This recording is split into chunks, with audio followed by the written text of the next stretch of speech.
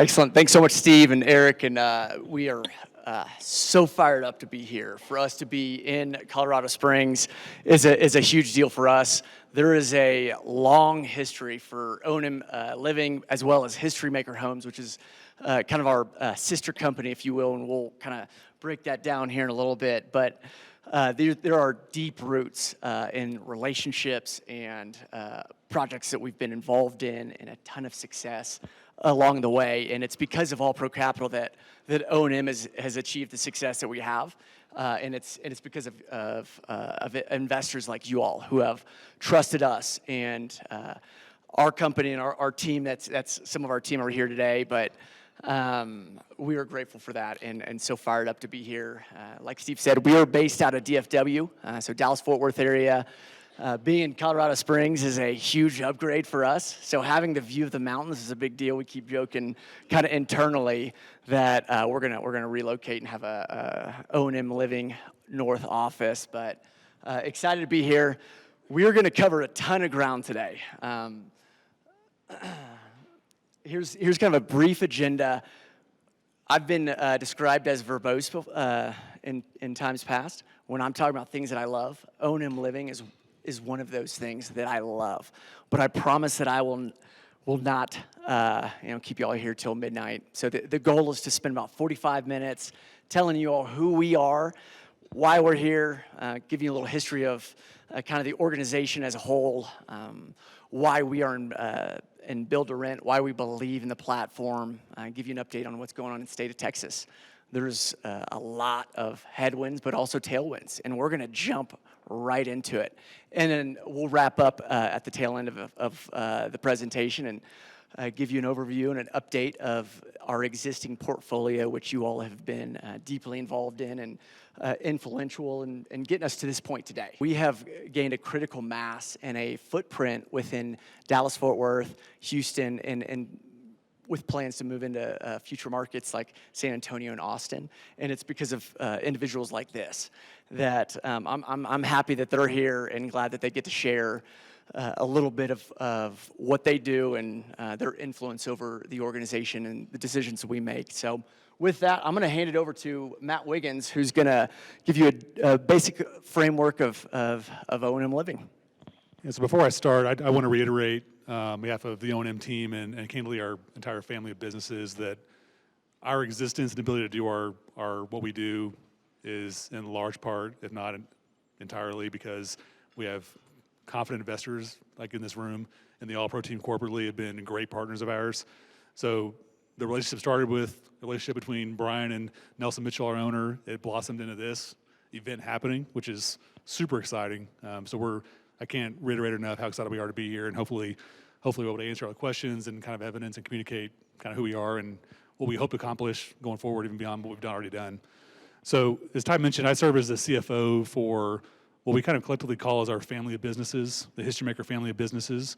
So that includes HistoryMaker Homes, which is we're celebrating our 75th year in business in 2024. So we are super excited about that. And a lot of the depth of our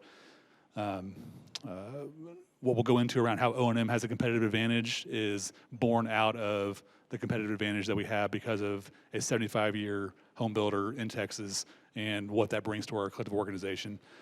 We also have JBEZ Development, which may not be a name that's super recognized, but JBEZ is where we kind of facilitate a lot of our land development activities. And so JBEZ, HistoryMaker, O&M really work cohesively to help acquire, entitle, develop, construct, and ultimately for O&M, rent the houses out, and here we go. So it's a very cohesive, very dynamic organization.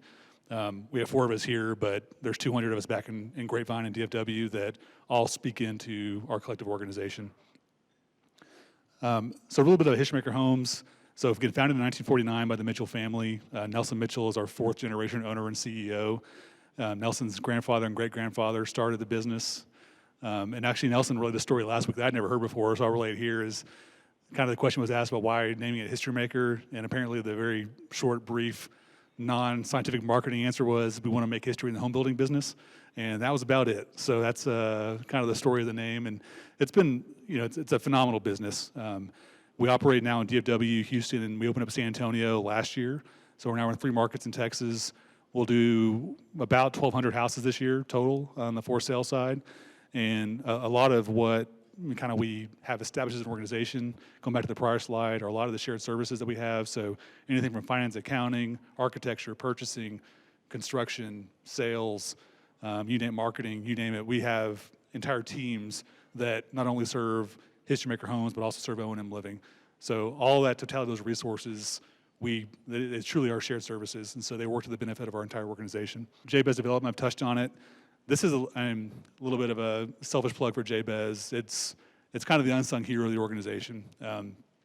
We have exceptionally competent land development personnel. So a lot of the active assets right now on O&M are in this kind of land development phase.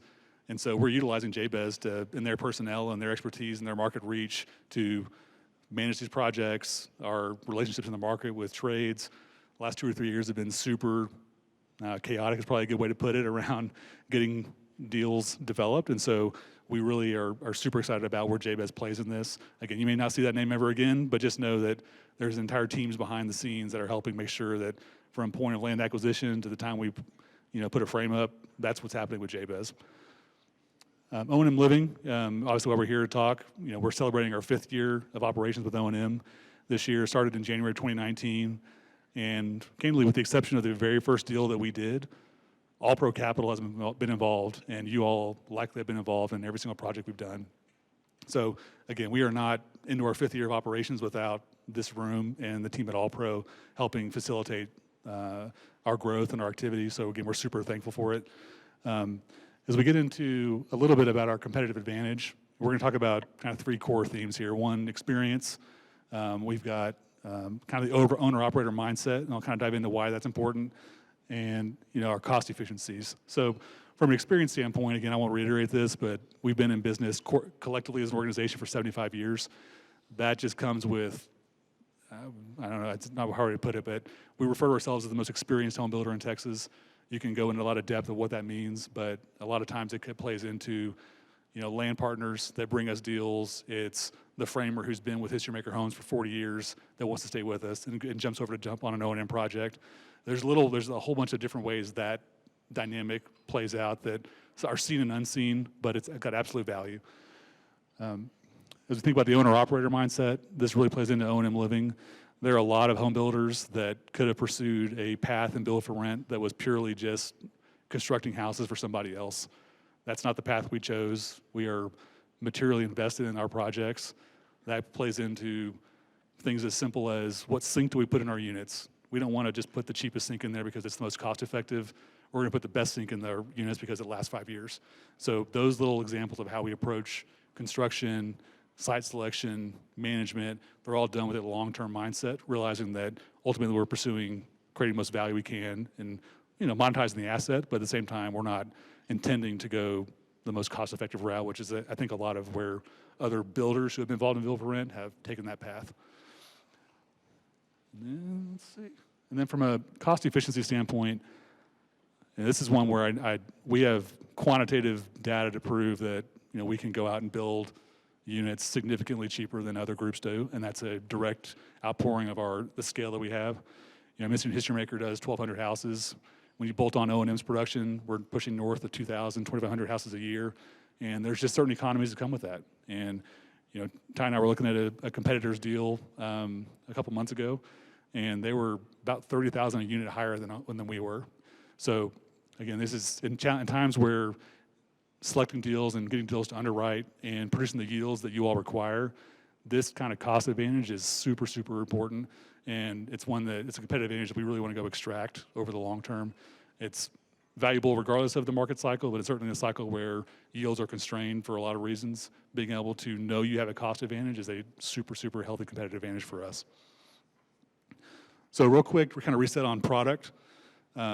We do 2 product types for O&M, one for cottages, which again was a great output from the relationship with Brian and what is happening here in Colorado. These are kind of functionally built like duplexes, so 2 units a building. For most deals, we're looking to between 150 to 300 units, give or take. Obviously, we've done some deals bigger, some smaller, but that's kind of our sweet spot. They're functionally built on a multifamily lot, so one platted lot. So live and breathe a lot like multifamily, but just a more of a lower density, better community feel, more passive amenities, and that's kind of prototype A for us. And then we also do villas. So villas are kind of the root of it. They're single family houses, still built in contiguous communities. So our community in Sunterra in Houston, if any of y'all are participating in that project, is a villas community. It's 114 truly detached lots, but otherwise operated like a multifamily project, just with kind of the added benefit of, candidly, they're single family houses. And so you get a little premium for that, but at the same time, there's a little bit of a risk for mitigation because you've got detached lots. And then, let's see. Okay, and when we're active organizationally in DFW, Houston, and San Antonio, right now for O&M, we're focused on DFW and Houston. We entered San Antonio as an organization last year, so we're letting HistoryMaker kind of take the brunt of the growing pains right now before we let O&M take a shot at it, but that's kind of where we are with where we operate. And then real quick before I pass it back over to Ty, this is our current portfolio and then kind of where our pipeline is. And we won't go into a lot of details, and Ty will speak a little bit more to the owned assets later in the presentation. But what I want to relay here is the best we can, leveraging those competitive advantages, leveraging our relationships in the market, and our ability, candidly, to still be able to get deals capitalized, which is a testament to this room, and our relationship with debt partners. We have a really healthy pipeline. We're being a lot more disciplined about how we've worked through our pipeline, and candidly, we've culled a lot of deals that bore too much risk than we should be pursuing. But for where we want to go in 24 and 25 and 26, Preston and our land act team has done a phenomenal job really sourcing great deals in markets in Texas in submarkets that we know are going to be hyper competitive over the long term. So again, Ty will kind of touch on the active portfolio and the details, but more than anything, I want to reiterate that we're alive, we're active, we're trying to be super disciplined about what we go by, but we're active and ready to go. So with that, I'm going to pass it back over to Ty to kind of walk through the rest of the presentation. But again, thank you all for having us. We're super excited to be here. For us as an organization, we think deeply, and we are speaking constantly about our core values as an organization. One of those, the attributes within our core values is the partnerships and the relationships that we create. And they are meaningful relationships. It's with a long-term time horizon. So when you have 75 years of experience, 4 generations, it's a different mindset. And so your partnerships and the groups that you tether to are the most important aspect of it. And All Pro Capital is that for us, where it is what Eric had mentioned, the component about character. The way that we've kind of, the language that we've used internally is high performance, high character. And that's exactly what O&M is, and as well as All Pro Capital. And we share that, and it's great. So all I have to say is, I guess, touching on a number of people in the room. So let's talk BTR. This is a new platform, relatively. There's really no big playbook to it. It's probably 10 to 12 years old in terms of overall existence, started in Phoenix, and has now trickled into areas where this specific product meets a need, and it's very niche, but it's not going anywhere. The institutions, banks, and then also investors are behind it. We've seen proven results, and there's also not only quantitative but qualitative reasons that we are full steam ahead on this platform, and we are committed and ultimately have a competitive advantage within it. But let's just talk high level philosophically. BTR. Why BTR over maybe another asset class? If you want exposure to real estate, what does BTR offer in terms of an exposure standpoint that others might not? And I know that y'all are reading the Wall Street Journal. It's no secret. These are some basic demand drivers. So we're going to look at the macros and then the micros. From a macro level, ultimately, the single biggest component of this is there is a diminishing American dream. Like, the opportunity for those to go buy homes in desirable markets is decreasing, and it's decreasing at a rapid pace. And what the way that we frame is we believe that living in a single family environment shouldn't be limited to just home buyers or those that can afford it, but those that maybe are a more mature renter that need more space or a backyard. But given some of the macro environments and shifts in preferences, it's just a different world than what it was 10 years ago or 50 years ago in terms of home ownership. So what we have is volatile interest rates. Student debt is a serious issue. That is impacting, the millennials on a whole nother level where they can't afford a down payment or are limited on just overall resources. People are getting married later. They're having kids later. All of these elements are impacting decisions on buying a home, which the BTR product fills a gap from maybe the garden-style apartment renter who is more mature, maybe has more resources, maybe wants to be in a different location that they can't afford otherwise. And the BTR fits that sliver perfectly. So you have, say, garden style, higher density, lower quality to, buying a home. We're fitting right there. On top of that, you're having just overall shifting preferences in the general population. People want to be flexible. They want their own space, something that is, clean, where they don't have someone living above them, but they can, kind of make it their own.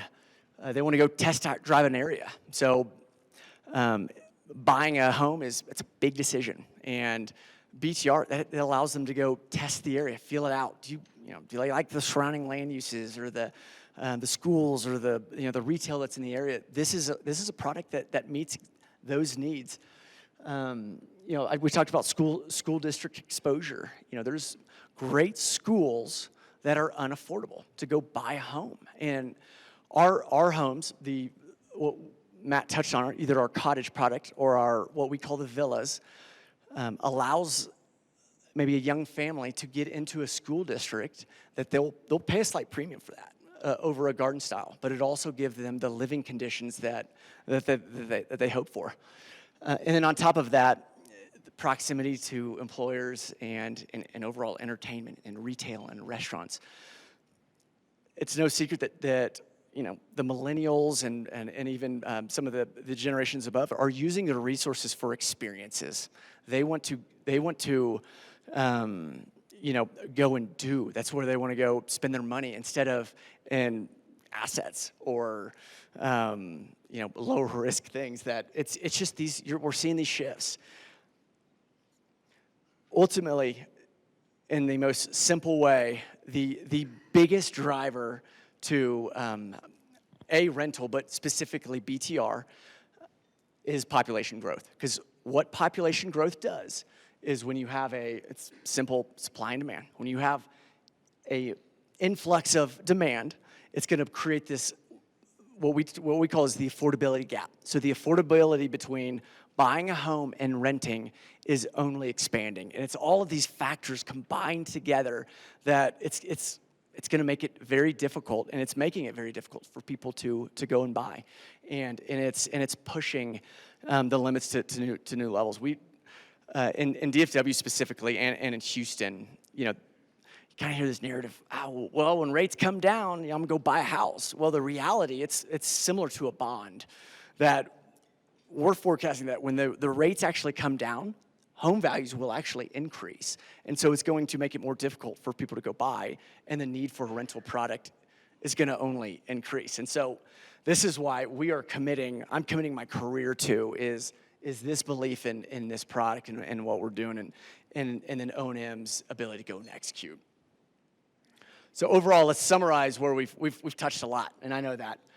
What we have is, from an overall value prop, you have a product and a need. There's demand. I mean, it's the basic fundamentals exist. There's high barriers to entry. Not everyone should go build a bunch of cottages or single family homes and then go rent it. It's scalable. The demand is not going anywhere. If anything, it's going to only increase, in my opinion. And then on top of that, we've talked a lot about our organization as a whole.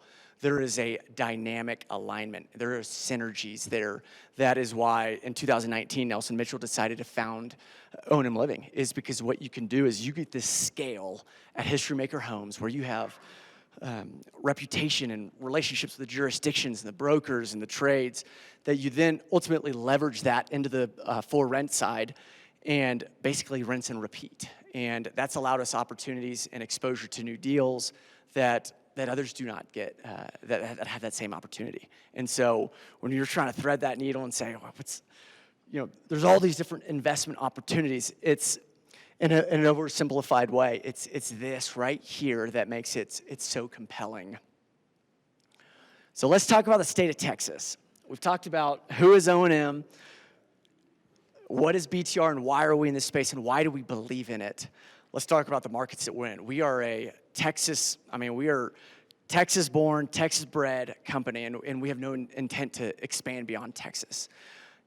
I also understand, I've heard of the reputation that Texans bring when they come to Colorado and go skiing, and there's a certain bravado and maybe an unnecessary one.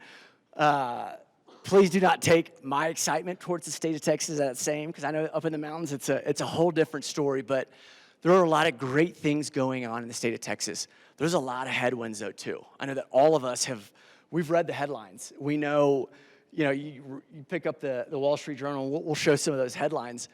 We're not going to steer away from that. I'm going to talk, deeply about really what's going on and specifically the markets that we're in. So we're in Dallas-Fort Worth in the suburbs, and then also in Houston. And there's kind of this counterbalance of there are great things going on, but there's some challenges. But let's first look at migration. So if we're thinking about, from an investment standpoint, what is going to drive demand, which ultimately creates value, it is population growth. So Texas, is the number one destination for migration. It accounted for 30% of total U.S. Migration over the last 12 months. That's a significant number.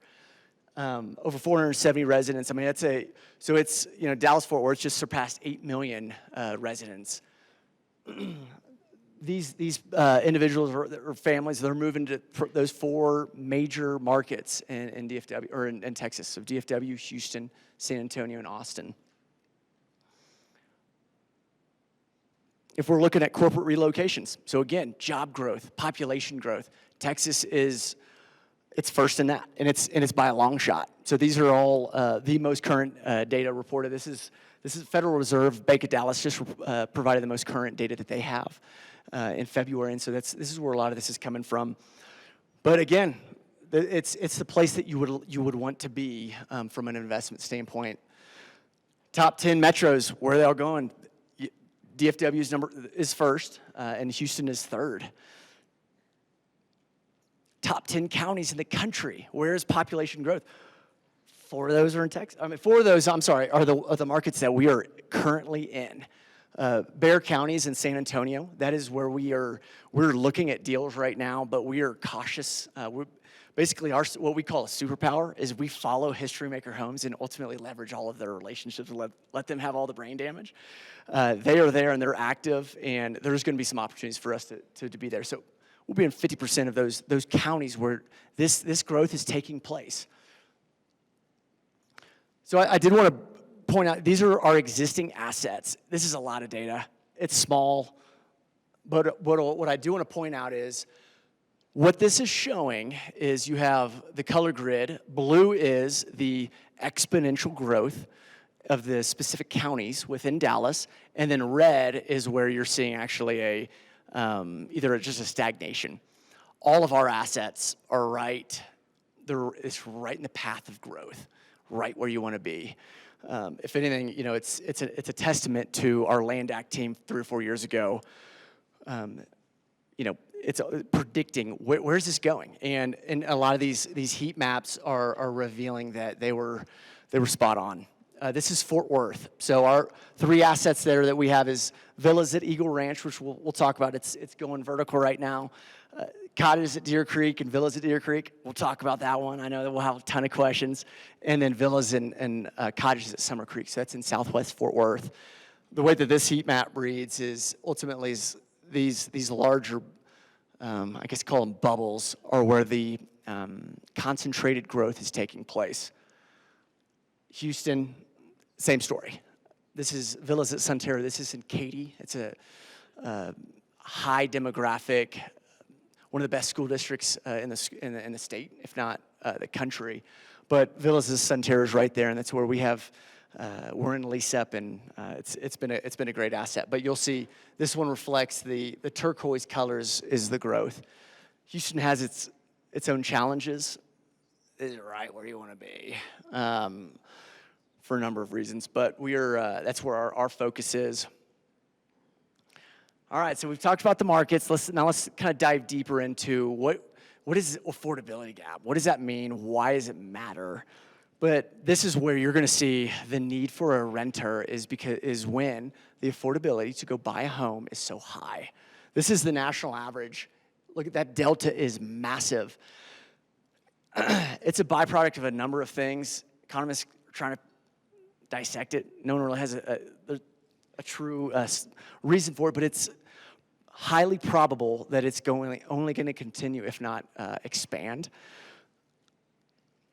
So here's a case study. Where is it on Dallas-Fort Worth? So here's a payment for a entry-level home. So we're about $3,500. Here's traditional multifamily. So that's garden style, wrap style, maybe it's higher density. And then our BTR is going to be right there. There is a significant spread between those two. And it's trending up and right. If anyone ever guarantees a future forecast, don't ever believe them. But from a probability standpoint, it looks highly likely that this trend will continue. I will not make any guarantees, but that's where we're headed. So here's the headlines. It's a lot of doom and gloom on what's going on in the state of Texas. Oversupply. DFW is it has the highest construction for apartments or any type of rental communities in the country. What else we got? Will the North Texas housing bubble burst? I read those, it's like, oh my word, that puts a thrill up my spine of, man, that's right where we're at.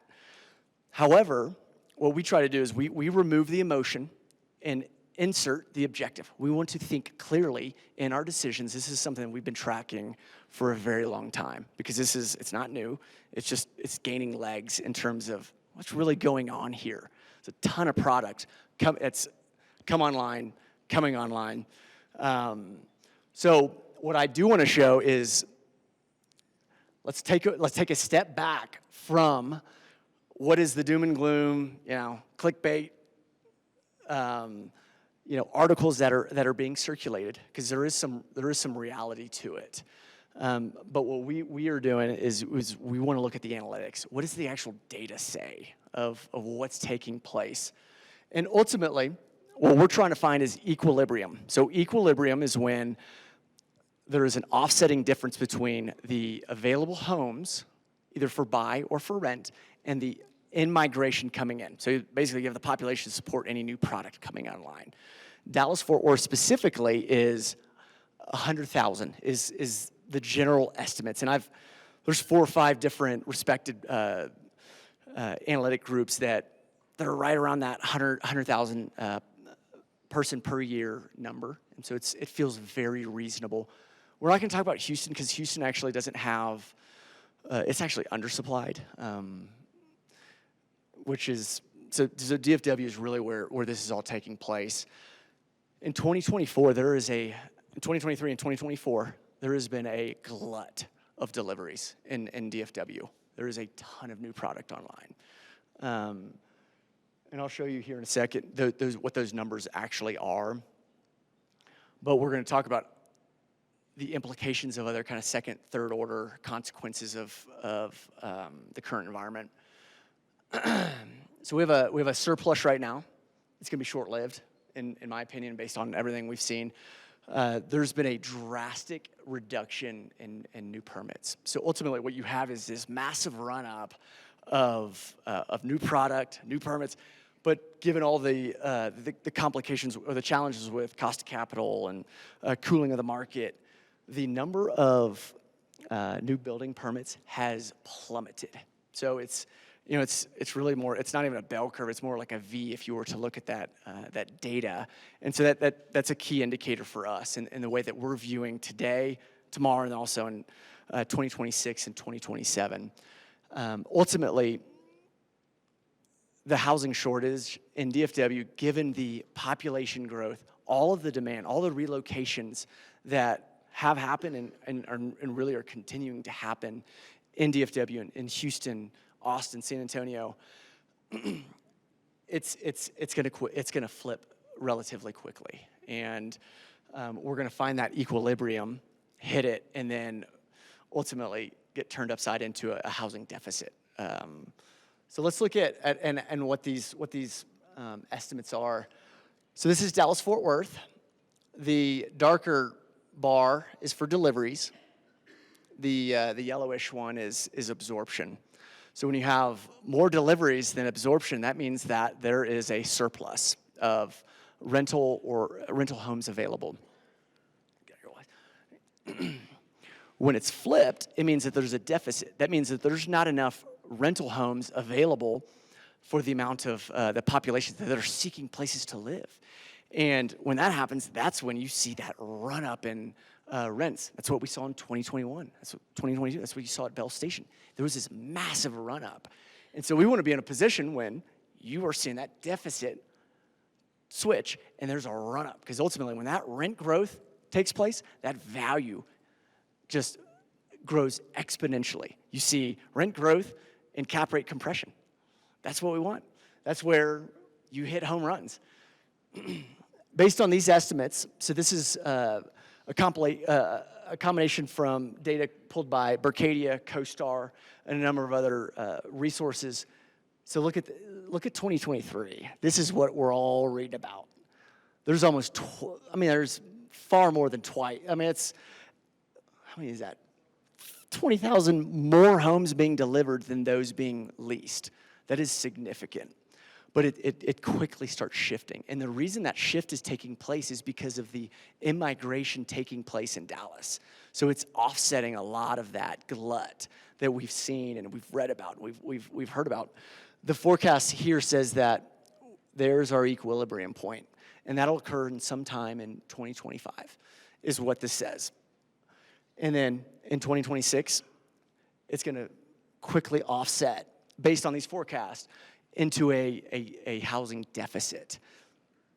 This is incredibly important because what this does is when you read data like, for us, when we're reading data like this, when we see, a surplus here and, ultimately a slightly smaller surplus, it's going to impact the way that we operate our assets. We want to be strategic and prudent and mindful of what's going on in the submarket and in the markets, so that we can make informed decisions on how we are pulling our levers as operators: rents, concessions, advertising.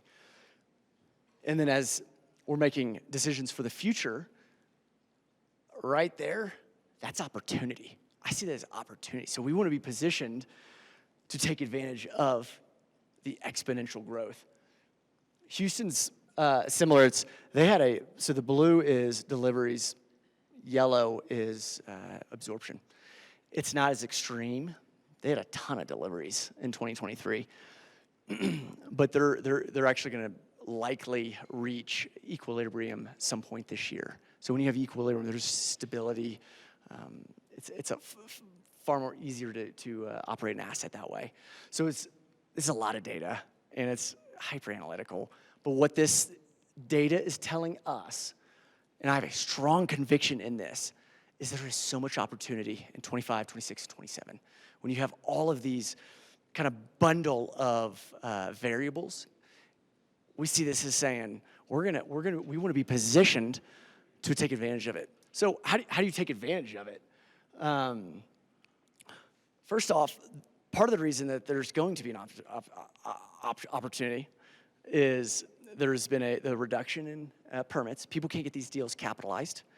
There's a lot of people in the space that don't have the best business practices. They haven't learned through fire or through experience to then translate that into future success. For us, we've talked a lot about our cost efficiency. It is significant. We just provided some information to a bank last week, and they're like, this isn't true. Is this a real number?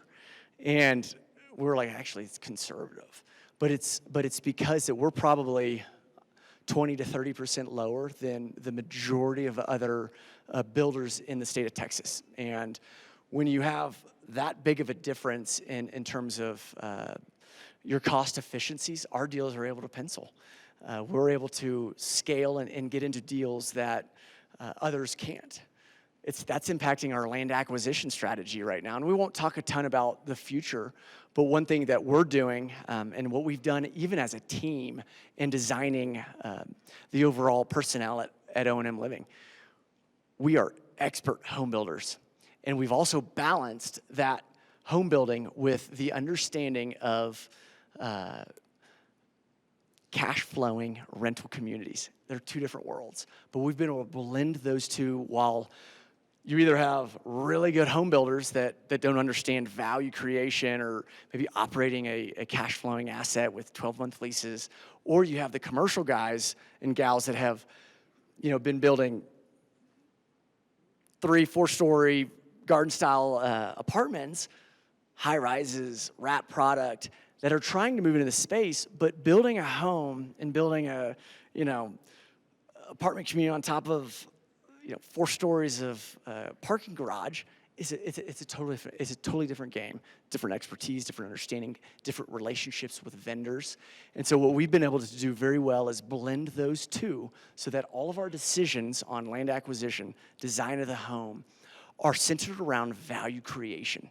It is what will the renter pay a premium for, and what will they not? If they're not going to pay a premium for it, we're not going to do it. One thing that we talk a lot about is amenities. Our approach is different than others. I'm already getting off topic, but this is good stuff. Our strategy, we're going to come in slightly lower than everyone else in the competition because our unit sizes are smaller. With that price conscious mindset, we're not going to have an over the top $8 million amenity package that yields maybe $4 million of value. We are thinking in other levels of sophistication and analytics and trying to extract as much value. We did a prototype walk the other day on villas at Eagle Ranch, and we're like debating over $25 spent here, $50 spent there. It is splitting hairs and being precise and careful and measured in every single decision that we make. And with that, it's allowing us to actually look at 2024 as an opportunity. While, I've got a slide that we use internally that you talk to a lot of groups that we're pencils down. We're not even considering. We're not even close. And this graphic shows it's a broken pencil, but the pencil then is sharpened and it's put together because we're pencils up, I guess. We're aggressive while being disciplined. We're finding new deals, and where that's showing up is in our land acquisition strategy. There's a lot of land sites that had been tied up by groups that are trying to go capitalize the deal or get all their ducks in a row. It's now coming back to the market because cost of capital is so difficult. There's the lending is far more cautious, but given our relationship and our ability to actually get these deals to pencil prudently, we're seeing some great real estate come back.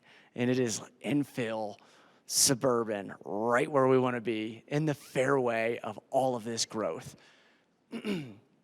So we're excited about 2024. Preston and his team, they are going to be busy. They already are. So let's talk about our portfolio. We've said it all night long, but truly we would not be here if it wasn't for All Pro Capital and the trust and the investment that you all and many of you all have put into us. And it's allowed us to scale and grow, go full cycle, and apply lessons learned. And ultimately, I kind of noted on it earlier, it's a new platform that there's no formula. We are learning constantly and modifying constantly and finding best practices and applying things that others aren't doing. And it's unique. It's very exciting, and we're doing that all day, and it's an absolute blast. But with that is also the operations of these assets that All Pro's involved in. We can't be here in person and not talk about Bell Station. I know that many of y'all were involved in this absolute home run. It was a 140-unit deal in DFW, constructed in 2021. We sold it in 2022. Our underwritten exit, we were at 193 a door. We sold it 250 a door. One thing that we do implement in terms of our underwriting, there is a conservative approach that we want to make sure that we can stand behind our assumptions in the models and the areas that we're trying to be in, and the markets that we think we can achieve, and the operations. Kind of see it there. We see it in a lot of our other forecasts where that is not the name of our game. It is not a short-term time horizon. So when you're thinking short-term, you're making decisions that will make, that are reactionary, that are really first-order consequences. You're not thinking about second or third, fourth-order consequences, and so that's going to show up just in our assumptions. The way that we approach deals is you don't survive for 75 years by telling people what they want to hear. Cottages at Summer Creek. This is a 196-unit cottage deal in Southwest Fort Worth. It is what we're calling the epicenter of South Fort Worth. It is perfect location right off the Chisholm Trail. Target just announced that they're buying land there. HEB, which I know that HEB doesn't maybe ring a bell for y'all. In Texas, HEB is the grocer. There is this cult following that I personally do not understand, but people love it. And they just announced that they are going to be building a grocery store. I mean, it is within walking distance of Cottages at Summer Creek. These units were completed in December. We are 61% leased. From a belief in the area, what we want to see, we just came out of seasonality. Industry-wide, November, December, January is just rough. And the mechanics to that it's kind of complicated, but it's just rough. In October, we did 23 leases. February, we did 16, and we're starting to see this applications, traffic, and the new leases picking back up. So this thesis that, hey, when spring comes, renters are going to return, it is coming true, and we're seeing it. And we're expecting to be stabilized by July of 2024. So this is a deal that y'all will ask, hey, all right, stabilize, when we get our money back. We are currently exploring all options. We're seeing investor sentiment and engagement increase significantly. I mean, by the week. And the narrative that we've kind of heard is, hey, there's a bunch of dry powder out there on the sidelines, and we're starting to see that as transactions have picked up. I was talking with Brian earlier today, and he had said that even here in Colorado Springs, transactions are picking up as people are getting a little more comfortable with current market conditions, what's going on with the spreads, and where is inflation? There's a little more comfortability. It's not out of the woods yet, but with that, there's going to be more transactions. And so as this deal stabilizes, there's going to be opportunity for some type of capital event. And I would not be here if I didn't believe this at my core. I want you all to know we are making decisions that are in the absolute best interest of everyone in this room. So that is All Pro Capital and the entire team and ONM Living. That is being prudent and thinking ahead and making sure that the best decisions are made so that ultimately you all make your returns and as quickly as possible. Similar situation with the villas at Sunterra. So this is a 114-unit villas deal, and to kind of explain the difference between those two types, you have the cottages, which we just saw. That's the duplex. These are not a picture of the cottage, but it's a duplex-style home, one plat, a little higher density. It's more mid-density compared to the villas. The villas will have 2, 3, 4-bedroom homes, no shared walls, private backyard. And Villas at Sunterra is this first one that we're seeing right now. It's in the master plan community of Sunterra. It's a third, I guess, I don't know who decided, but there was an article that just in terms of actual output and activity, but it's the third best master plan community in the country. And this is this KDISD. So people are trying to get into KDISD, and this is a great way to do it because those home values are just skyrocketing, and this is an affordable option while also, you can get 2-3 kids in there and living. We're 49% leased. We did 7 leases in February. This is a big number. These deals, so this is going to function a little bit more like a for-sale home. It's a bigger decision. It's a stickier tenant. They're going to stay longer, and it's going to roll similarly to the for-sale in terms of the spring and summer selling seasons. The spring and summer leasing seasons on this villa product will be more extreme than the cottages. So this is ramping up. And then we'll also lease at a slower absorption. So we'll underwrite an absorption on a villas deal about 6 per month. We did 7 in the fall. I mean, Preston, we were doing 8, 9, 10. We're expecting this to reach double digits in terms of leases per month in this spring season. We had a lot of traffic in December where you have a lot of residents, potential residents that come in, say, can I sign a lease in April? I say, well, our policy prevents that, but we're starting to see that traffic come back. They want to do future leases. Now they're coming back and we want to go lease it now. We're ready. We'll stabilize. We're expected to stabilize in September. Real quickly, what is the gap between completed and stabilized? What is the difference? So completed, we just turned over all of our units, meaning they're all completed. We just got COs. Stabilization is 95% occupancy. So when we reach 95% occupancy, it's considered stable. The way that we operate it will change. And then also the way that it's perceived by the market will change. So the future buyer of this deal will want to buy a stabilized asset. When it's stabilized, it's proven. There's some, if you were to buy it at 50%, there is heavy lift for us to go fight for every renter. And so once it reaches stabilization, it's far more appealing. It's a good question. Villas at Eagle Ranch. This is a deal. It's a 80-unit villas deal in Northwest Fort Worth. We have gone vertical. We are crushing our schedules.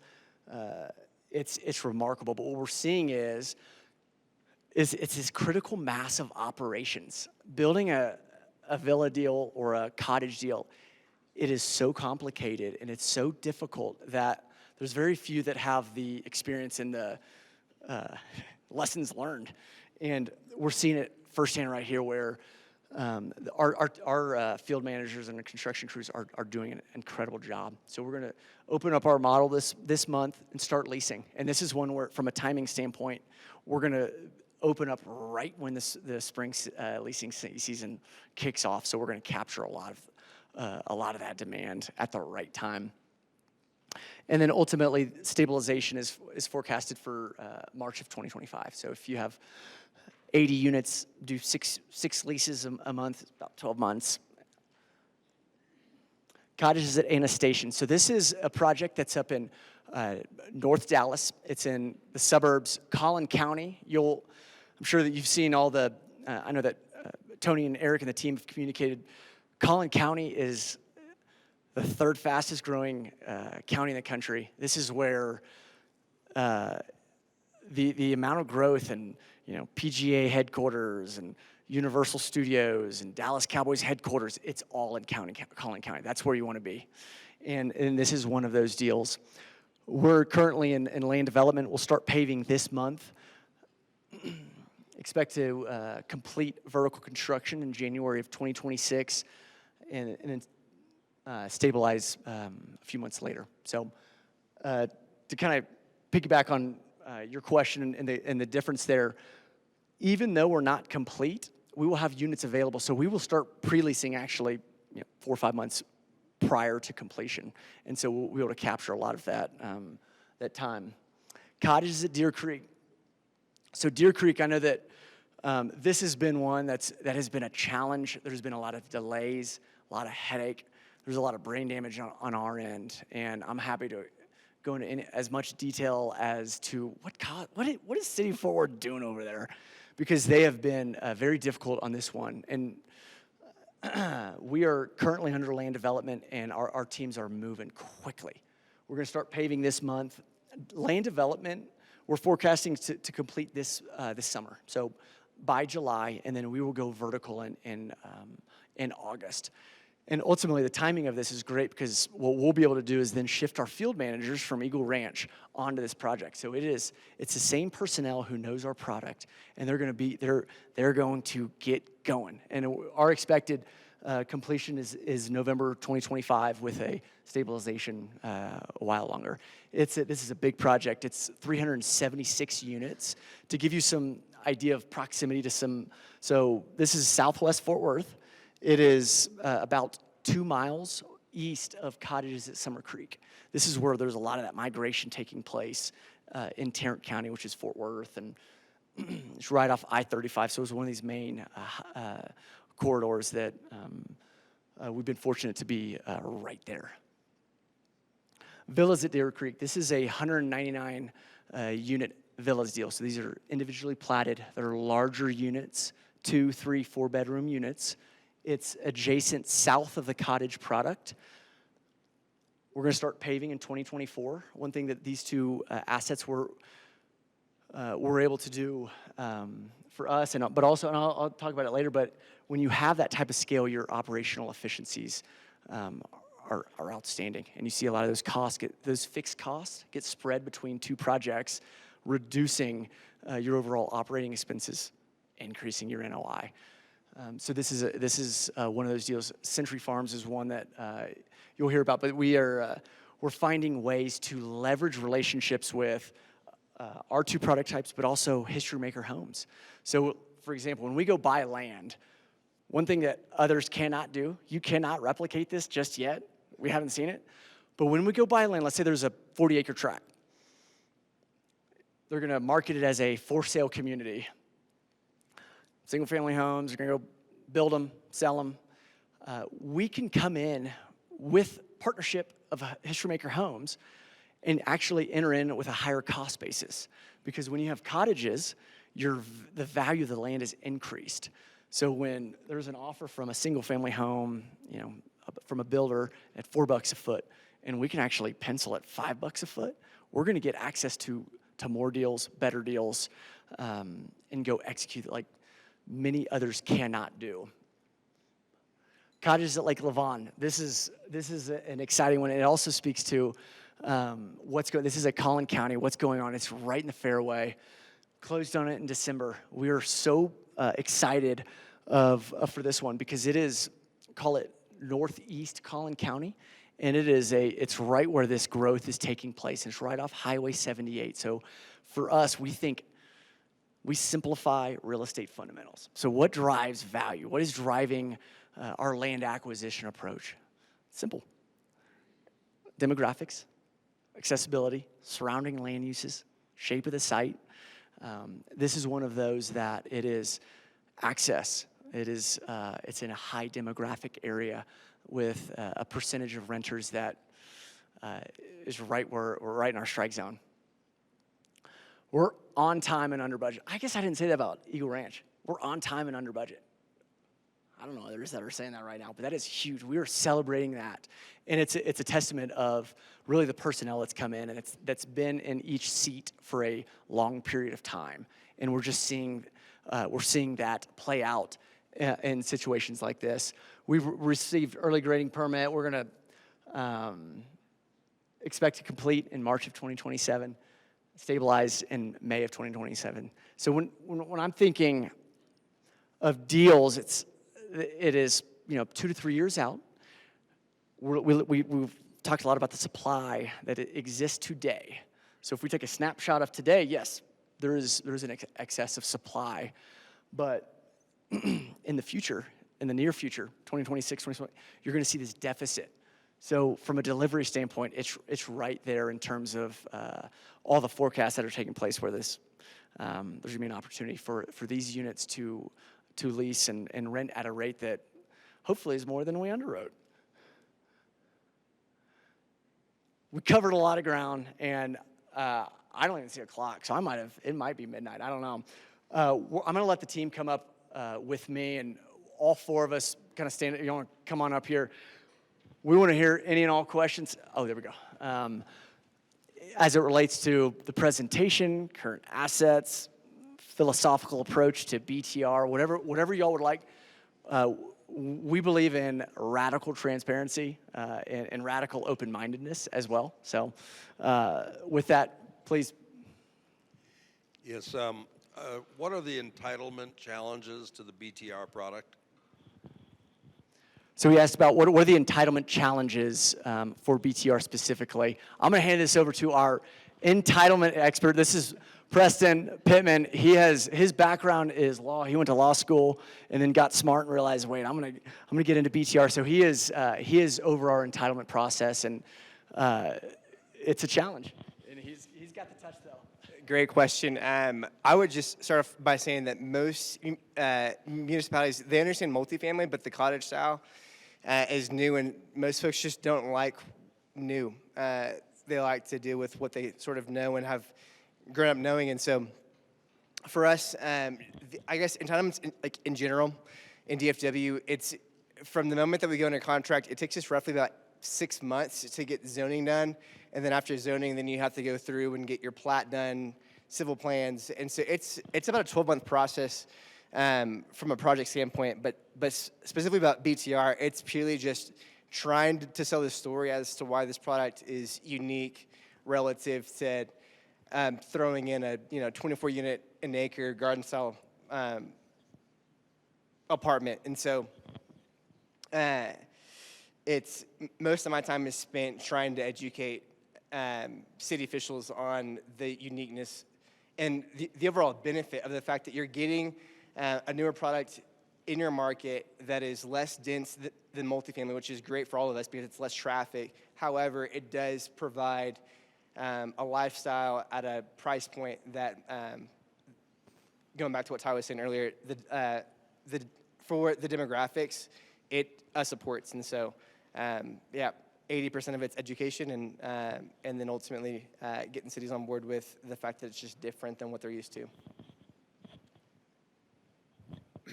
I would add to that too, the more projects we do and have done in DFW, the more Preston can go out and point them to the quality of what we construct.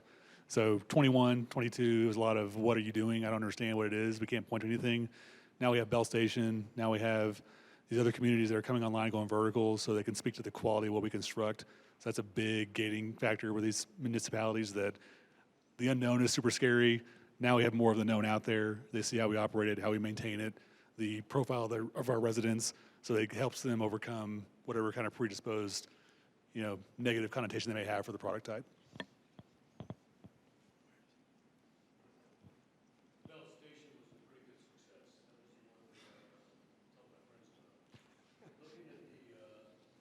was the one that I told my friends about. Looking at the other projects that you put on the board, other than Fort Worth, take Fort Worth out because of the requirements, the delays, and so forth. One specifically in Houston and the Dallas area. How would you rate that against the Bell Station projects as you look into the future on those priority returns as well as the total?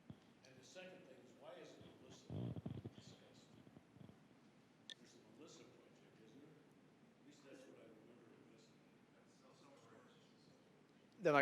That's up by Station. It's a good self-storage deal. We drove by that one when Eric and Tony were talking. But yeah, that's right up there in that Collin County corridor. Yeah. So correct me if I'm wrong. So his question was, how would you rate our existing assets in terms of the expected returns compared to Bell Station? Is that correct? Okay. Bell Station was a home run. Right time, right place. There was a lot of components of that we did not control that all of us benefited from. So with that being said, it's a bar that I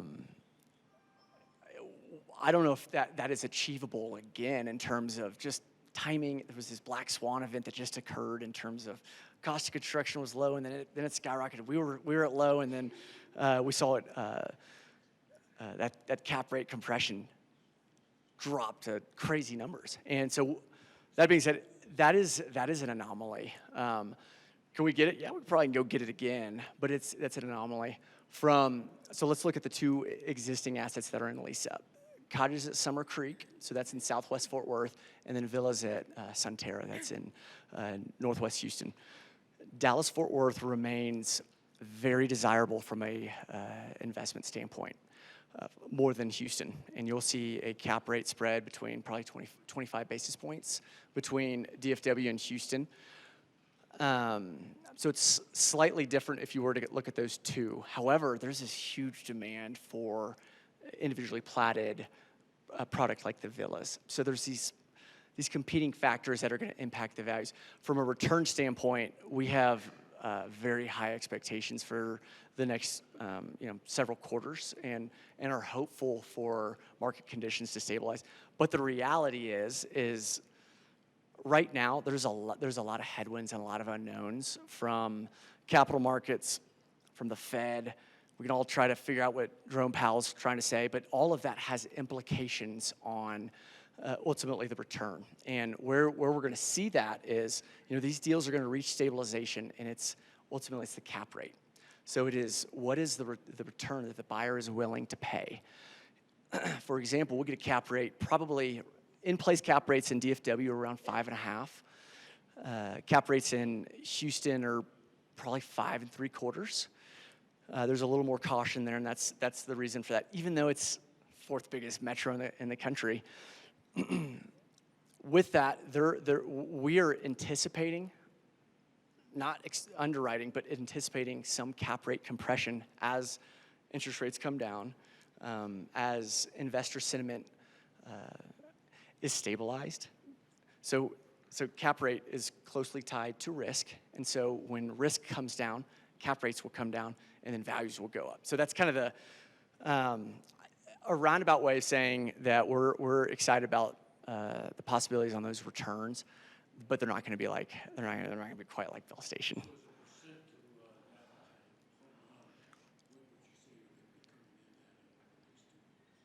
That's a good question. I would hate to throw anything out right now just because it's changing by the week in terms of market conditions. Yeah. 75% return?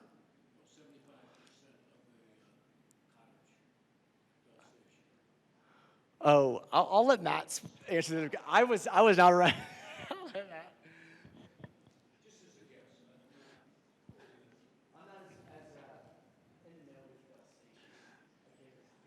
Yeah, I think if we could all replicate the results of Bell Station multiple times over a year, we wouldn't be probably in the room that much longer, to be honest with you. Bell Station, to Ty's point, caught, the reality is our cost per door in that deal was, probably 75 grand a door less than what it is now. And then we caught cap rate compression. We sold that one probably at close to a 3.5 cap rate. And so, again, as much as we'd like to take credit for the totality of what Bell Station was, it was great site selection. It was great delivery on time and on budget. There's a lot of things that we did control that helped benefit that deal, but we got the benefit of partly being better lucky than good on that one. But at the same time, we took a lot of value out of that in terms of how we go pursue new projects.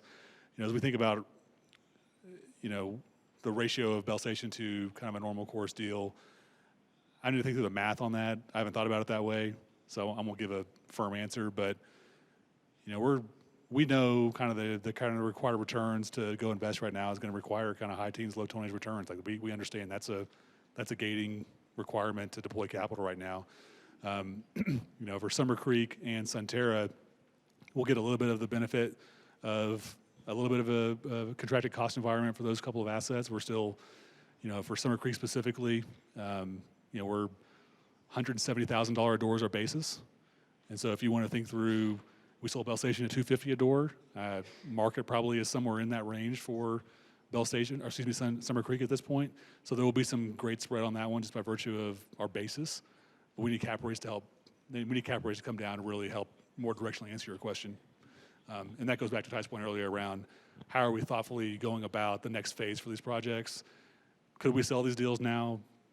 Probably yes. There'd be someone out there, but the direct impact of returns would be so dilutive that it would be illogical.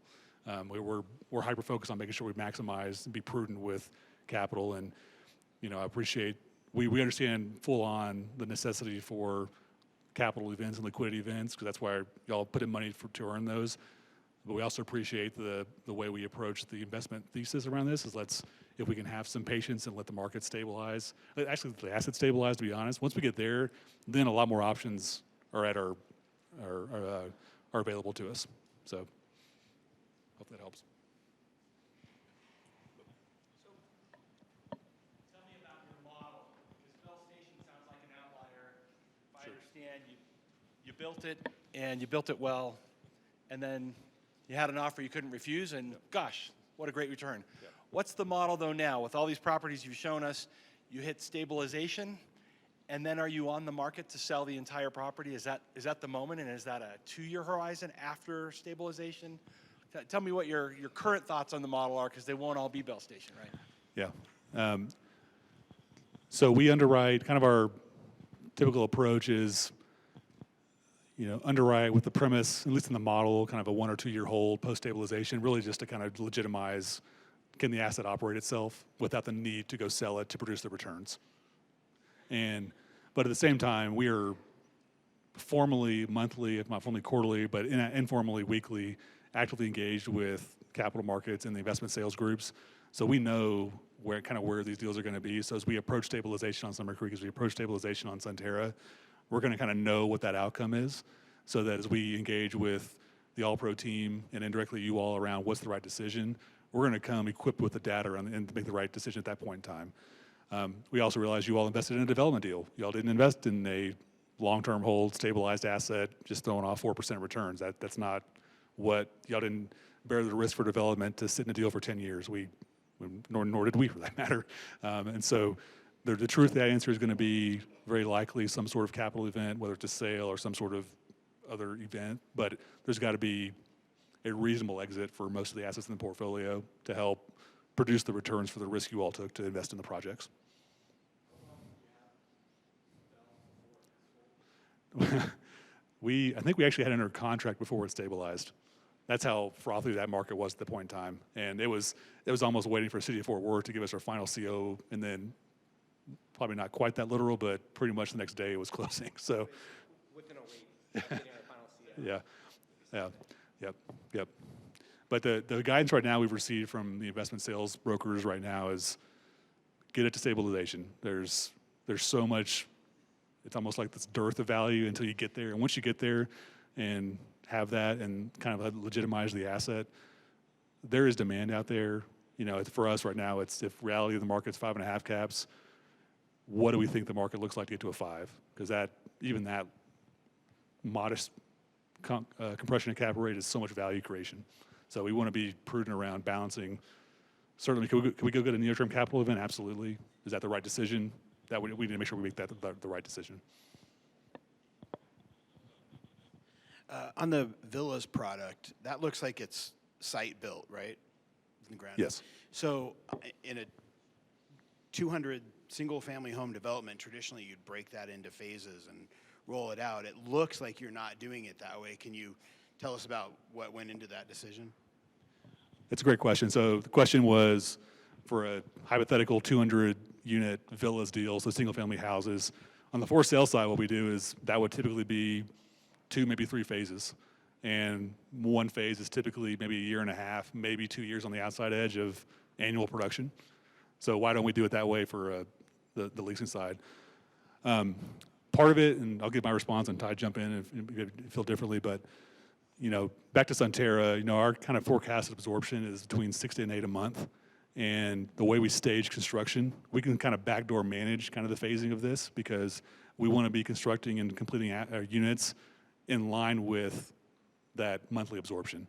And the way that we kind of lead into that is, quite prescriptively, we start 6 to 8 houses a month. And so as you're kind of working through your funnel, you're completing and delivering units that are right on top of what your kind of forecasted absorption to be. So, and the flip side for the bigger deals is that you got to make sure you don't have a period where it extends to where all of a sudden your last finished unit is competing with your first finished unit. So you also want to make sure you can kind of churn and get through there before you're almost kind of cannibalizing yourself a little bit. But the goal is to prescriptively produce so we can then prescriptively absorb on the backside.